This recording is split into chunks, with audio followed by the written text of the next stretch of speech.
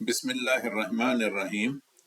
آج کا میرا عنوان ہے رجال الغیب ابن الوقت، جس میں مثالی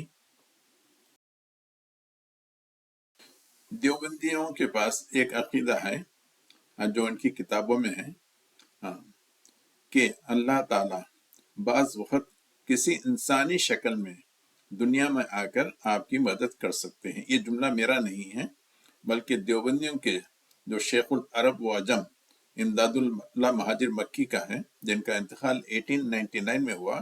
اچھا، 2 صفحے کا مضمون ہے، اس کے آخر کے 2-3 لائن میں آپ کو میں جو کہتے ہیں وہ یہی کہتے ہیں کہ اللہ تعالیٰ بعض وقت کسی انسانی شکل میں آ کر لوگوں کی، اپنے بندوں کی مدد کرتے ہیں۔ تو قصہ ایسا ہے کہ حاجیوں کی ایک کشتی سمندر میں پھنس گئی تھی، طغیان میں پھنس گئی، طوفان میں۔ تو اس کو حاجی امداد اللہ مہاجر مکی جو ہزاروں میل دور تھے، پلک جھپکے میں وہاں پہ چلے گئے اور کشتی کو ڈوبنے سے بچائے۔ تو جب لوگ کہتے ہیں ایسا کیسا ہوا، تو وہ کہتے ہیں کہ اللہ تعالیٰ بعض وقت ایسا، یعنی یہ خود کہتے ہیں کہ یعنی میں خود، اللہ تعالیٰ ان کی شکل میں آ گئے تھے۔ یہ تو خیر ایک قصہ ہے، ان کے پاس ایسے کئی قصے ہیں، آپ کو 2-3 سناتا چلوں کے تعلق سے تھا۔ دوسرا ایک عقیدہ ہے ان کے پاس کہ ان کی جو شیخ ہیں جن سے آپ بیعت ہیں، وہ ہمیشہ آپ کے ساتھ رہتا ہے، وہ ہمیشہ آپ کو پروٹیکٹ کرتے رہتا ہے، آپ کو کبھی نہیں چھوڑتا، 24/7 آپ کے ساتھ ہے۔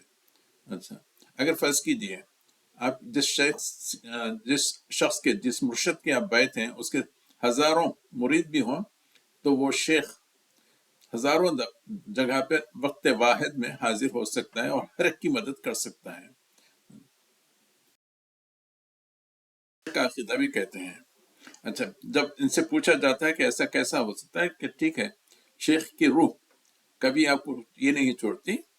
ہاں، تو اچھا، یہاں سے جس میں مثالی کا عقیدہ آتا ہے، تو وہاں پہ جو عناصر ہیں، یعنی ہوا، پانی، مٹی، اس سے مل کے اپنے لیے ایک جسد بنا لیتے ہیں، اس میں اپنی روح ڈال دیتے ہیں، وہ ایک جسم مثالی بن جاتا ہے۔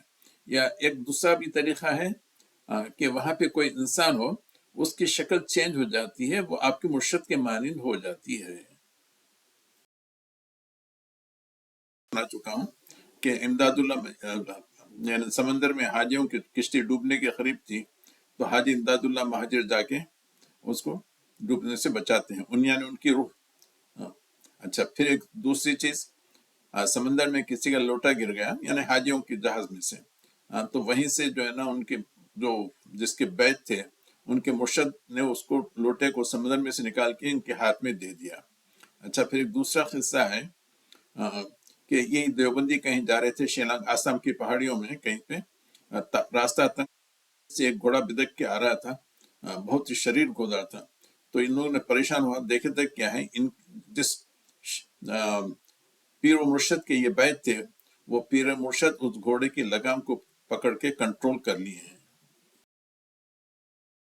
قصہ ایسی ہے، دارالعلوم دیوبند کے جو محتمم تھے جناب فخر الدین صاحب، ان کے دادا جب کہیں جا رہے تھے، تو سامنے ان کے ڈاکوں نے ان کی ہر چیز لوٹ لی اور ان کو قتل کرنے کے قریب تھے۔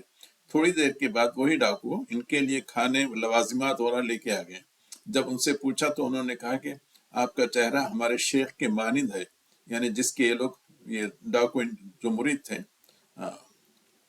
ان کے شیخ کا چہرہ بھی ایسی ہو گیا تھا، ایسا ہی تھا۔ خیر، اس قسم کے بہت سے قصے ہیں۔ دارالعلوم دیوبند کے نئے نئے عالم صاحب کہیں پنجاب کے کسی گاؤں میں نئے، یعنی مقرر ہوئے وہاں پہ امامت وغیرہ کے لیے، تو پہلے کے جو مول صاحب تھے، انہوں نے ان کو مناظرے کے لیے دعوت دی۔ تو خیر مول صاحب یہ تو یعنی ریفیوز تو نہیں کر سکتے تھے، مناظرے کے لیے پریشان تھے کہ کیا کریں۔ تو مناظرے کے لیے جب بیٹھ گئے، تو سامنے سے جو سوال کر رہے ہیں اس کا جواب فوراً دے رہے ہیں، اور وہ جواب دینے والے وہ مولوی صاحب نہیں تھے، بلکہ قاسم نانوتوی، جن کو مر کے 30-40 سال ہو گئے تھے، اس نوجوان مولوی کے بازو بیٹھ کر ہر سوال کا جواب دے رہے تھے۔ اگر آپ لوگ چاہیں تو پڑھ لیں۔ اللہ تعالیٰ ہمیں اس قسم کے قصے کہانیوں سے محفوظ رکھیں۔